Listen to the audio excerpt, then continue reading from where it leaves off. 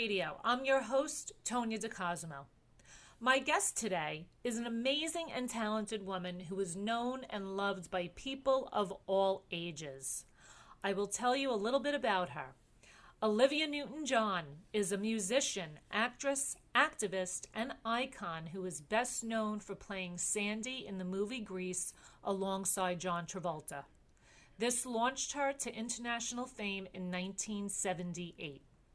She is also a Grammy Award winner with hits including Have You Never Been Mellow, Let's Get Physical, and I Honestly Love You. Olivia recently released her memoir, Don't Stop Believin', about her life from schoolgirl to international superstar.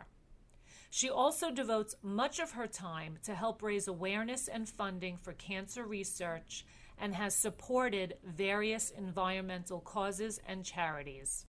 I am so thrilled to welcome the beautiful and empowering Olivia Newton-John. How are you today? I'm really good. How are you? I'm wonderful. Thank you so much for being with us. It's such a pleasure. You're very welcome. So, Olivia, you are so talented. You are so beautiful. Oh, you're too kind. At the age of 71, I believe. I heard you're 71. That's me. You are still stunning. Oh, you're very nice. What are your secrets to keeping youthful and beautiful? I think I'm very fortunate. My mother looked good into her old age, so I'm hoping it continues. And also, I think I'm happy on the inside, and that reflects on the outside. And I try to take care of myself as best as I can with how I eat and, always moisturizing my skin and all those basic things. But thank you very much. I appreciate it. Well, you are beautiful. And you released a skincare line called I did. Retreatment Botanics? Yes, Retreatment Botanics. This started at my Gaia Retreat and Spa in Australia, which is close to Byron Bay, which some of your listeners might recognize. It's about 2 hours drive from Brisbane. It's in the most beautiful part of Australia, kind of rolling hills going down to the ocean. We have a beautiful spa there, and I've had that for quite a number of years now, and so we've come up with this beautiful skincare line that's virtually organic. We don't have any palm oil in it because, we're trying to protect the chimpanzees that are getting their habitat cut down by use of palm oil trees, and it's gorgeous. Anyway, I use it every day, and I love it. Okay. Well, obviously it's working, so I'm going to have to get some. Yeah. Let's go back in time.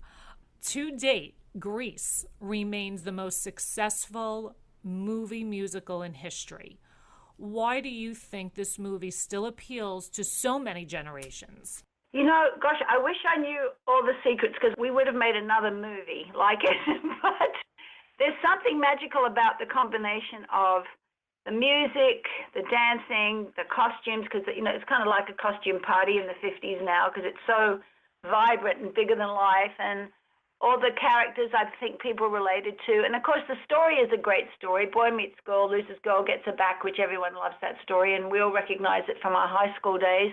And it's kind of got a cartoonish kind of quality because it's so full of energy, which was really important when we were making the movie. Alan Carr, who's the producer, would come down and kind of get us going for the day and get us excited, and that energy kind of transferred, I think.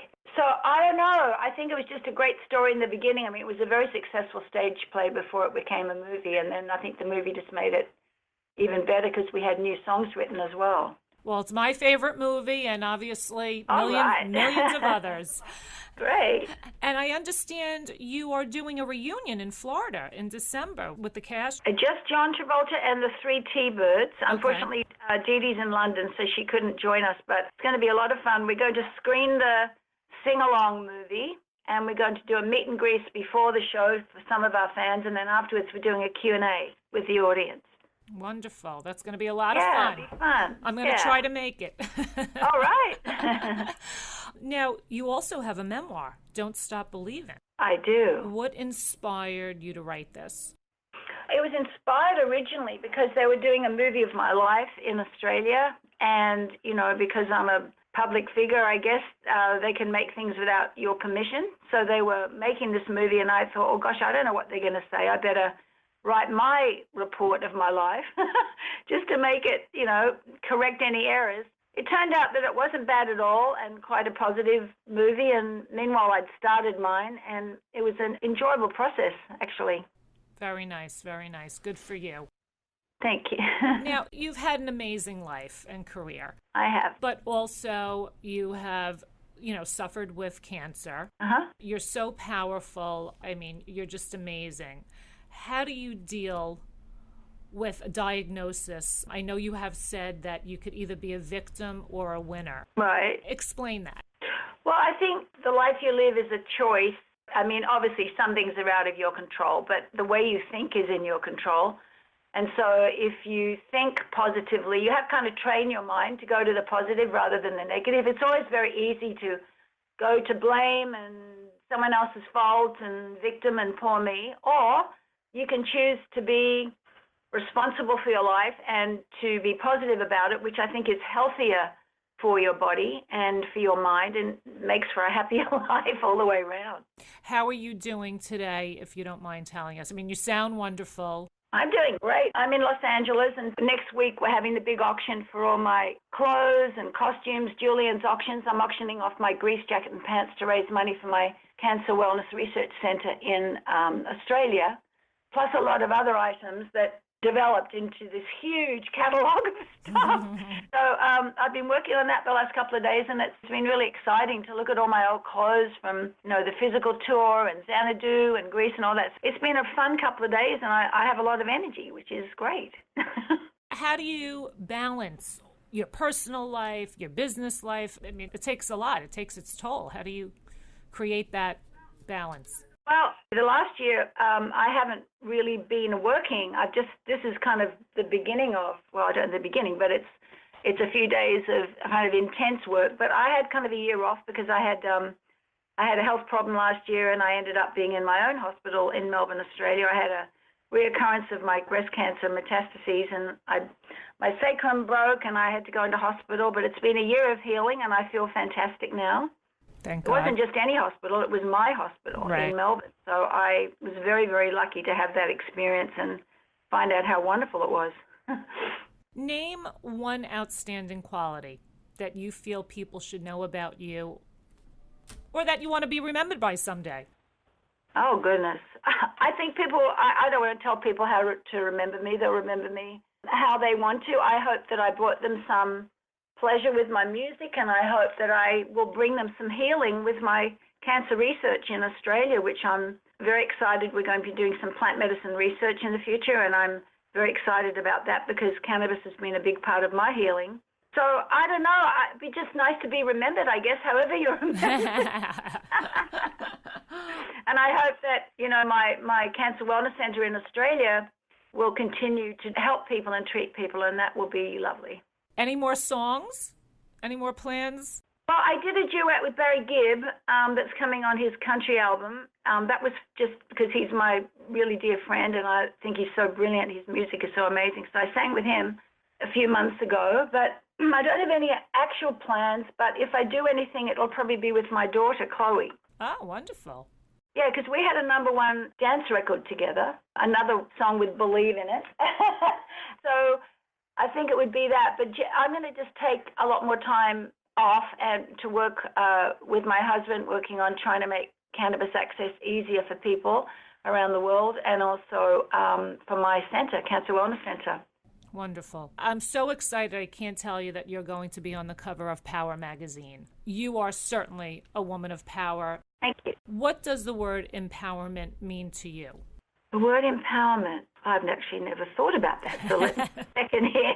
Empowerment is, I guess, taking strength from your insides and believing in something strongly enough that you just go for it. No matter what obstacles could be there, you just keep going forward. Empowered, if you really care about something and you have a purpose, that empowers you to keep going no matter what the obstacles are. You continue to do it. And usually it's from a real strong belief inside you that you want to fulfill or change something that you see as unfair, or, empowerment comes in many different shapes and sizes, but it comes from inside. Absolutely. And what advice can you give to women who are suffering from breast cancer. My sister was just diagnosed a second time with breast cancer, a reoccurrence. For anyone who has cancer and is suffering and, needs some encouraging words, what would you say to them? Well, I'm sorry about your sister. I'm sorry she has to go through it a second time, but I'm sure she can get through it again. She got through it one time. It's very unfortunate when these reoccurrences come. I know it's kind of shocking to you. I know it is, and I'm sorry. Send them my love, please. First of all, you have to believe that you will get well, and you shouldn't believe statistics. At least I ignore statistics because you don't have to be a statistic. And sometimes I think that when doctors, I don't believe they should be telling you things like that, because I think it's almost like in the Aboriginal culture or in voodoo, if someone tells you you're going to die or they point the bone at you with the Aboriginal culture, people die just from believing they will. So that proves the power of the mind is incredibly strong.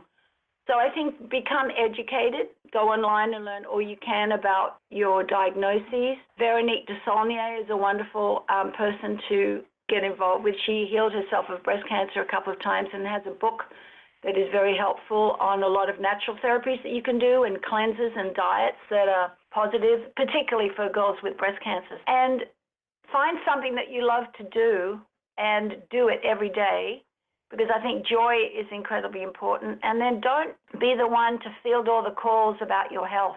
Have somebody else in the family talk to other people about how you're doing. Otherwise, you're continually reinforcing your illness and talking about it. You want to talk about positive things, and that would be my advice. You know what? That's perfect. That's so true, because you're taking these calls and you're talking about the negative over and over again. Yes, so you want to say, have your husband or in this case, you, maybe the sister, fielding the calls for that person so they can focus on something that makes them feel good rather than talking about that all the time. Yeah. Absolutely. Great advice.